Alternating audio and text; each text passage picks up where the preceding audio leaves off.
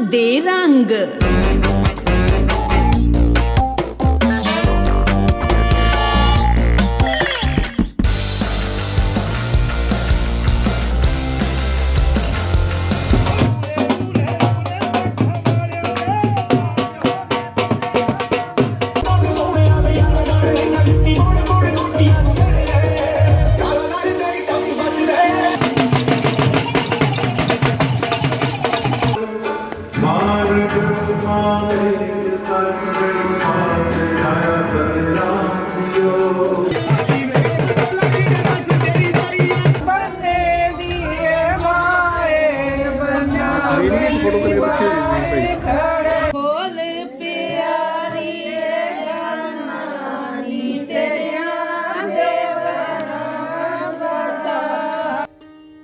नमस्कार दोस्तों, कंग दे रंग में एक बार फिर से आपका स्वागत है। मैं हूं कुलविंदर सिंह कंग।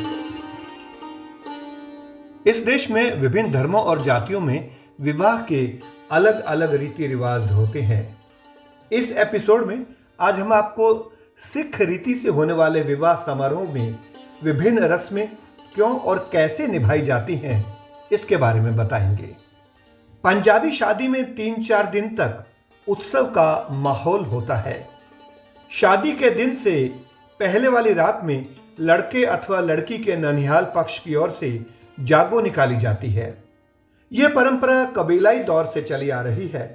शादी के लिए घर में रखे जेवरात, सोना चांदी और नकदी को दूसरे कबीले के लोग अथवा डाकू लूट कर न ले जाएं, इसलिए गांव वालों को सारी रात जागते रहने की मनुहार की जाती थी। जागो निकालने का दूसरा मकसद गांव वालों को यह सूचित करना होता था कि फलां घर में शादी के रस्मों रिवाज शुरू हो चुके हैं। पहले पीतल के बड़ी गागरों के ऊपर आटे के दियों में तेल भरकर जलाया जाता था और ननिहाल पक्ष पूरे गांव का चक्कर लगाता था। आज पीतल की बड़ी गागरों के स्थान पर खूबसूरत कढ़ोली के ऊपर बैटरी से चलने वाले दिए लगाकर इस परंपरा को निभाया जाता है।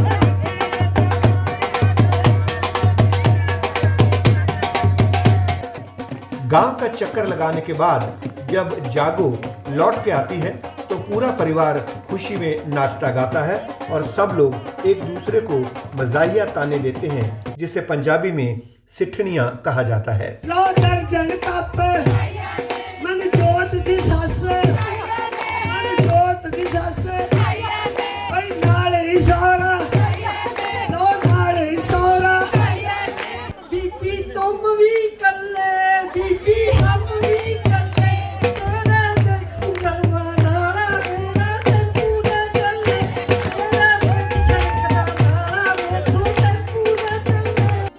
शादी के दिन दूल्हे अथवा दुल्हन को तेल, हल्दी, बेसन और मक्की के आटे को मिलाकर बनाया गया लेप, जिसे वटना कहा जाता है, वो लगाया जाता है। पहले ये 7 दिन तक वटना लगाने की परंपरा होती थी ताकि शरीर में बसी दुर्गंध को दूर किया जा सके। दूल्हा जब सज धज कर तैयार हो जाता है तो उसके सिर पर बहनों और परिवार के अन्य सदस्यों द्वारा सेहरा सजाया जाता है और कलगी लगाई जाती है। पहले यह परंपरा राजा रजवाड़ों की थी, परंतु जब से राजशाही समाप्त हुई है तब से आम लोग भी दूल्हे को राजसी एहसास दिलाने के लिए कलगी लगाने लगे हैं। इसके बाद भाभियां बारी बारी से दूल्हे की आंखों में सुरमा डालती हैं ताकि दूल्हे का रूप और भी निखर जाए। दूल्हे के साथ आजकल एक छोटे बच्चे को सरबाला बनाकर घोड़ी पर बिठाया जाता है, जो कि प्रतीकात्मक है। पुराने समय में इसे सिर वाला कहा जाता था, जो कि दूल्हे की उम्र के बराबर का ही नौजवान होता था। ऐसी मान्यता थी कि अगर कहीं बारात निकालते समय, दूसरे गांव में पहुंचते समय दूसरे कबीले के लोगों द्वारा आक्रमण करने अथवा डाकुओं द्वारा लूटने से अगर कहीं दूल्हे को कुछ हो जाए या वो आक्रमण में मारा जाए, तो दूसरे नौजवान को दूल्हे के स्थान पर शादी के लिए बिठा दिया जाता था। इसे सिरदासाई अथवा सिरवाला कहा जाता था, जो कि कालांतर में जाकर सिरवाला से सरबाला हो गया।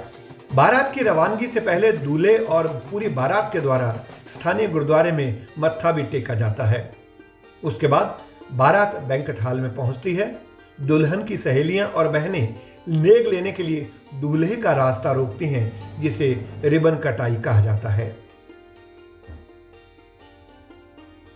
बारात के खास लोग और रिश्तेदार दूल्हे को लेकर पहले से निर्धारित गुरुद्वारा साहब में पहुंचते हैं, जहां आनंद कारज की रस्म अदा की जाती है।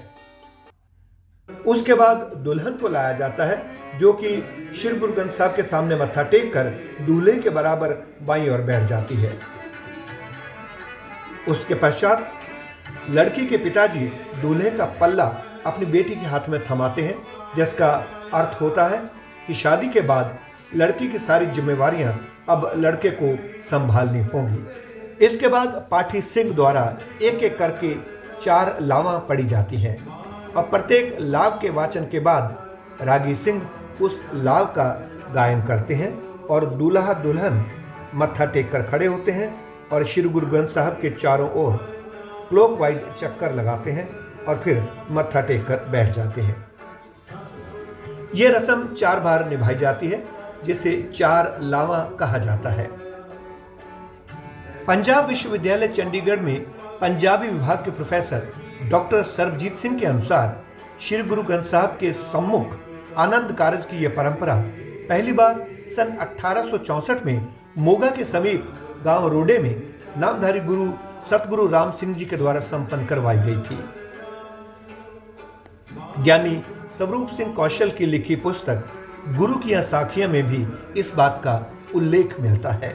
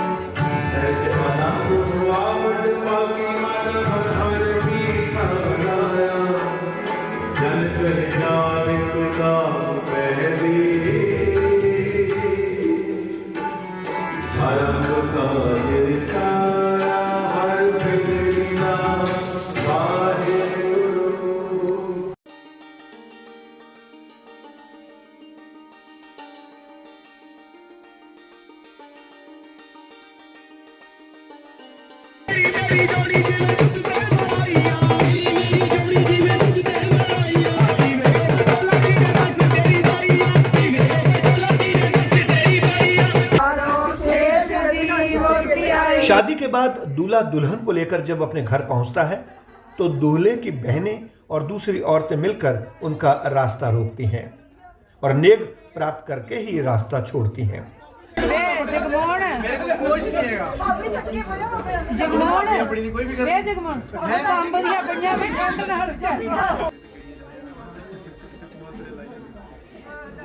उसके बाद लड़के की मां दोनों के सिर पर 7 बार पानी वारती है और दोनों को पिलाती है और खुद भी पीती है।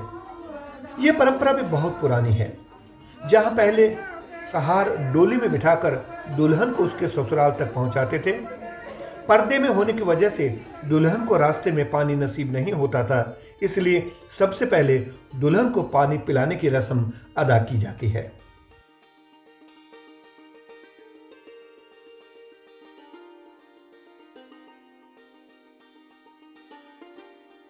खोल प्यारी गानी तेरिया देवरा बता, खोल प्यारी गानी तेरिया देवरा बता। दूल्हा दुल्हन के बीच गाना खोलने की रस्म अदा की जाती है, जो पहले अंगूठी ढूंढ लेता है तो ऐसी मान्यता है कि फिर उसका ही रोग चलता है और परिवार के दूसरे लोग इस बीच हंसी मजाक करते रहते हैं।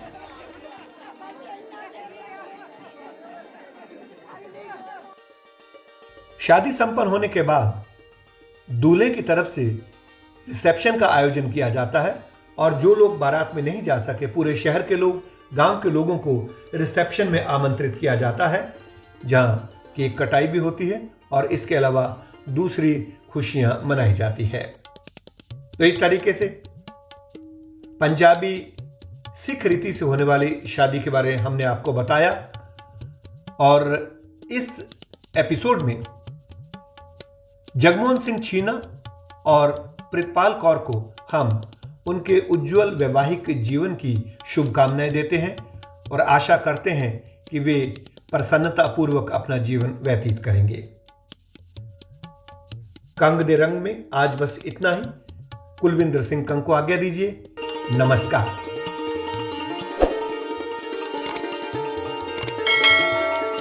कंग दे रंग।